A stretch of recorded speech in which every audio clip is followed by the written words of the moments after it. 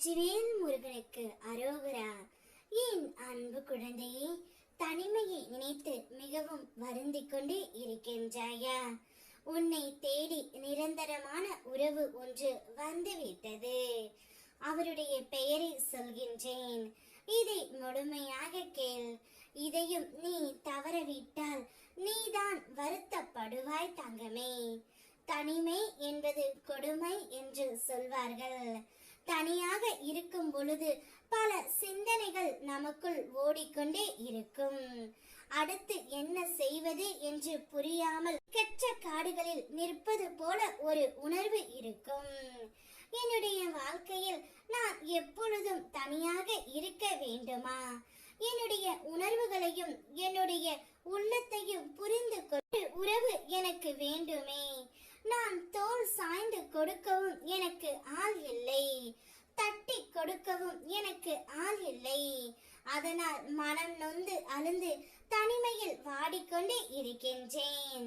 எனக்காக ஒரு உறவை என்னிடம் கொடுங்கள் முருகனப்பா என்று நீ என்னிடம் கேட்டாய் தங்கமே.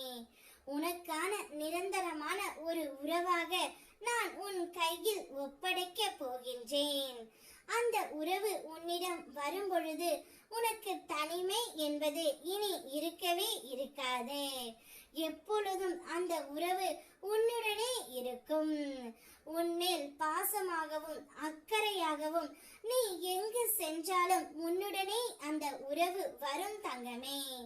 அப்பேற்பட்ட ஒரு உறவைத்தான் உன்னிடம் நான் கொண்டு வந்து சேர்க்க போகின்றேன். அவருடைய பெயர்தான் வெற்றிவேல் முருகன். நானே உனக்கு நிரந்தரமான உறவாக வர போகின்றேன் தங்கமே. நிச்சயம் நீ என்னுடைய தோளில் சாய்ந்து கொள்ளலாம். நீ அழுகும் பொழுது என்னுடைய கைகள் துடைத்து வரும். நிச்சயம் உன் கண்ணீரை பார்த்த நான் எப்படி சந்தோஷமாக இருப்பேன். தனிமையில் நீ இருக்கும் பொழுது யாரோ ஒருவரின் மூலமாவது நான் உன்னிடமே பேசிக்கொண்டே இருப்பேன் தங்கமே.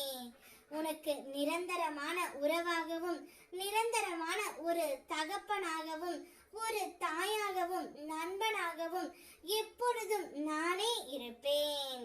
நான் வரும்பொழுது உன்னுடைய மனதில் எந்தவித வருத்தம் இல்லாமல் நிம்மதியாக இருப்பாய். என்னை அழைக்க நீ தயாராக இரு பிள்ளையே.